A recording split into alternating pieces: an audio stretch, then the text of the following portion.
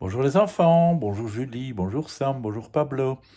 On va retrouver aujourd'hui Taupe et Mulot. Vous vous souvenez de ces personnages? Taupe qui n'y voit pas très bien et Mulot qui essaye de l'aider. L'histoire du jour s'appelle le porte-manteau. Depuis 3 jours, Mulot s'émerveille de la ronde de feuilles mortes qui valsent dans le vent. Oh, quelle splendeur! Oh, quelle grâce! 3 jours passés le nez en l'air, afin de laisser Taupe, son ami de toujours, tranquille avec sa fiancée de l'année. Oh, quel bonheur pour lui! Ah, quel ennui pour Mulot! Il n'en peut plus et se lance vers la maison de Taupe à petits pas comptés. Étrange idée de disposer son mobilier dehors, note Mulot en ramassant le porte-manteau de Taupe. Une nouvelle mode que j'ignore, je suppose, conclut-il, en suspendant sa pelisse à l'un des crochets. Puis il toque à la porte avec retenue. « Qui est-ce » gronde Taupe d'une voix agacée. « C'est moi, c'est Mulot » annonce-t-il. « Entre vite » bougonne Taupe.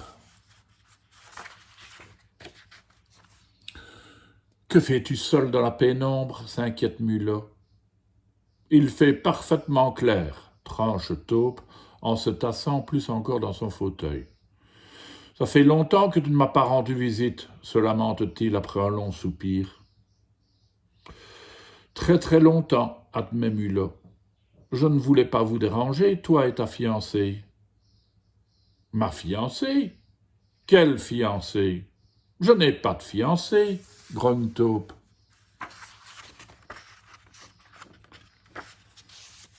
Cette bécassine était d'une légèreté coupable, toujours à se jeter au cou du premier porte-manteau venu.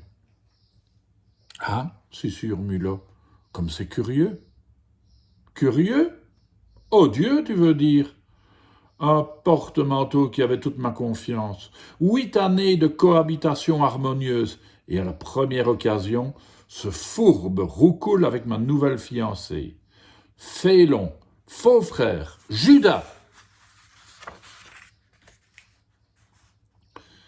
« J'ai apporté 3 petits gâteaux, dit Mulot d'une voix apaisante. 3, c'est 2 de trop. Tu es seul à manger. Cette histoire m'a ruiné l'appétit, raconte Taupe. Imagine qu'à la seconde précise où nous passions le seuil de ma maison, ma prétendue fiancée enlace mon porte-manteau et l'embrasse avec fougue. Quand je lui fais part de ma stupéfaction, la petite glousse et prétexte une tendance à n'y voir qu'à demi. « Ah » tente Mulot, « comme c'est bizarre. »« Bizarre ? Culotté, tu veux dire ? Sans croire sa petite fable, bonne Taupe, je l'excuse. Mais sitôt que je m'éloigne, ce manège recommence, peste Taupe, en avalant un gâteau. Le plus insensé, c'est qu'en même temps qu'elle noie de baiser ce traître, elle lui en veut horriblement. Soi-disant que je l'aurais embrassée à mon heure quand je désirais la chérir, elle.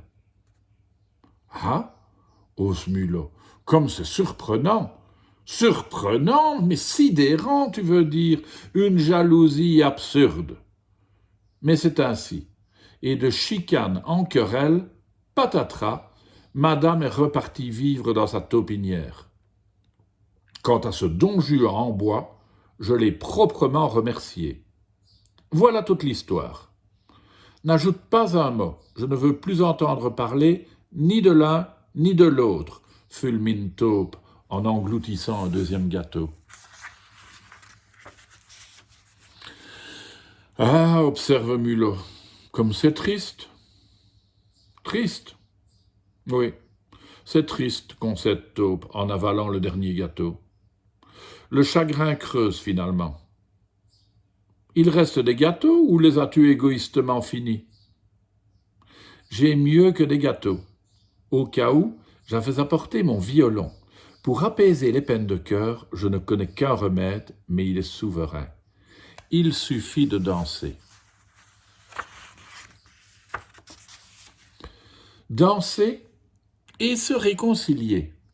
C'est presque toujours possible, et c'est tellement plus gai, ajoute Mulot. Maugréa Taupe. Laisse le temps faire son œuvre, chemine à petits pas. Bientôt vous en rirez ensemble, l'encourage Mulot. Commence par te réconcilier avec ton porte-manteau, poursuit Mulot d'un ton joyeux. Ce n'est pas un mauvais bougre, tu sais. De son côté, il croyait embrasser ton balai. Ces deux cœurs d'artichaut vivent une romance en cachette de leur famille qui s'oppose à leur union. S'opposer à une histoire d'amour, comme c'est étrange, s'étonne Taupe. C'est une si belle aventure que d'aimer. Eh bien voilà. Est-ce que Taupe va se réconcilier avec sa fiancée? On se le demande, n'est-ce pas? À demain les enfants.